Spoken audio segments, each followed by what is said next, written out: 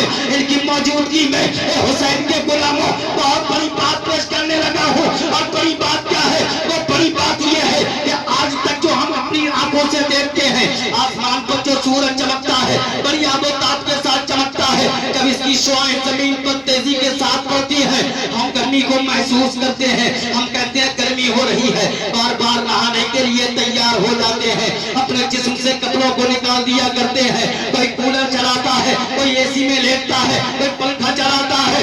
عزیزان ملت اسلامیہ، میرے حسین کا مقام ملاحظہ فرمائیے، میرے حسین کا پاور کیا ہے، میرے حسین کا مقام کیا ہے، میرے حسین کا کردار کیا ہے۔ ارے حضرت امام حسین کو اللہ نے اتنی پاور دی تھی، اگر میرا حسین میدان کربلا کی ریت پر کھڑے ہو کر اس آسمان پر چمکنے والے سورج کو اشارہ کر دیتا اور کہہ دیتا، اے سورج، ارے تو دیکھ رہا ہے کہ میرا گھرانہ پیاس سے کانپ رہا ہے، میرا گھرانہ پیاس سے بلک رہا ہے، مجھے پانی کی ضرورت ہے، مجھے پانی پیش کر دے۔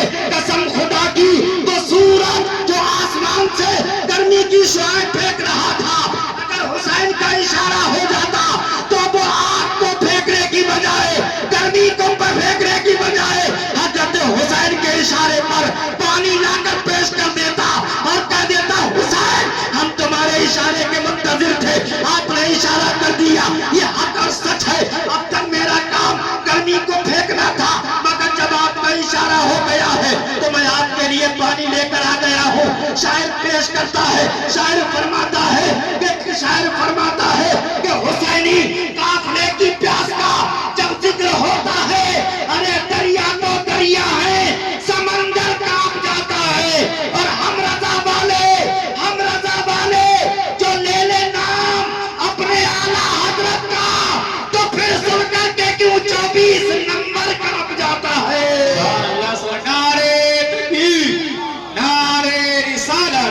مسلک اعلیٰ حضرت جشن شہداء کربلا، نعرہ تکبیر، نعرہ رسالت۔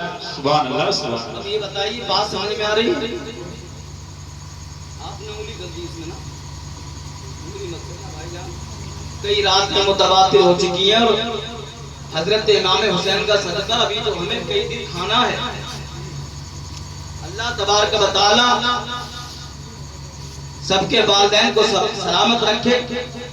اگر اولاد اپنی ماں باپ کی دعاؤں کو لے کر گھر سے نکلتی ہے، ماں کے قدم کو بوسہ دے کر اگر گھر سے نکلتی ہے، تو قسم خدا کی بڑے بڑے حوادثات ماں کی دعاؤں کے وسیلے سے ٹال دیے جاتے ہیں۔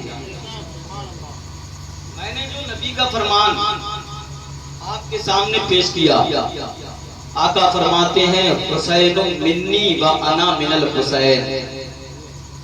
اب اپنی اپنی قسمتوں پر ناز کرو، ہم حسین کی محبت میں بیٹھے ہیں۔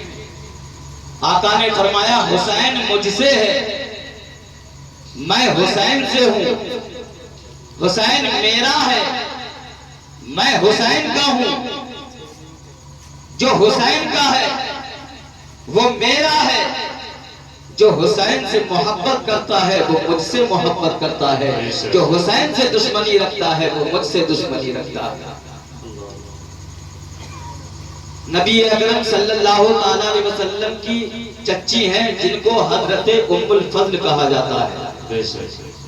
میں اپنے موضوع سے ہٹوں گا نہیں، حضرت امام حسین ہی کا ذکر کروں گا، اور اگر آپ حضرت امام حسین کا ذکر سننے آئے ہیں تو قسم خدا کی آپ مچلو گے، اور مچل کر کہو گے، حسین اعظم کے نام پر سبحان اللہ، سبحان اللہ، سبحان اللہ، سبحان اللہ۔ عزیزان ملت اسلامیہ، نبی کی چچی ہیں جن کو حضرت ام الفضل کہا جاتا ہے۔ ایک مرتبہ انہوں نے خواب دیکھا، اور کیا دیکھا کہ نبی اکرم صلی اللہ تعالی علیہ وسلم کے جسم کے گوشت کا ٹکڑا میری گود میں لا کر رکھ دیا گیا۔ حضرت ام الفضل نے جب یہ خواب دیکھا، آپ کی آنکھ کھلی، آپ پریشان ہو گئی، رنجیدہ ہو گئی، غمگین ہو گئی۔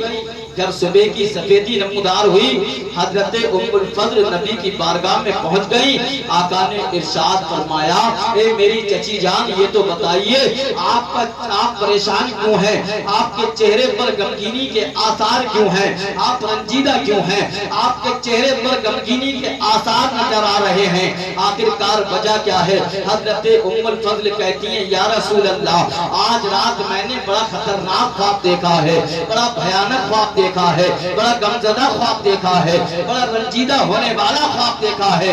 آقا نے ارشاد فرمایا اے میری چچی آپ نے کون سا خواب دیکھا ہے؟ حضرت ام الفضل کہتی ہیں یا رسول اللہ میں نے خواب دیکھا ہے آپ کے جسم کا گوشت کا ٹکڑا میری گود میں لا کر رکھ دیا ہے.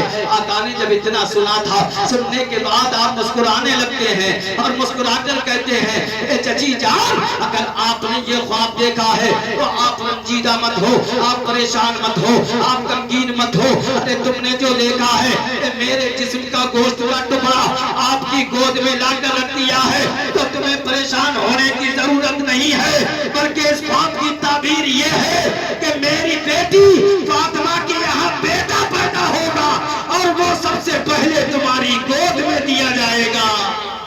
کیا بات ہے, سبحان اللہ سبحان اللہ. میری بیٹی فاطمہ کے یہاں بیٹا پیدا ہوگا جو سب سے پہلے آپ کی گود میں دیا جائے گا.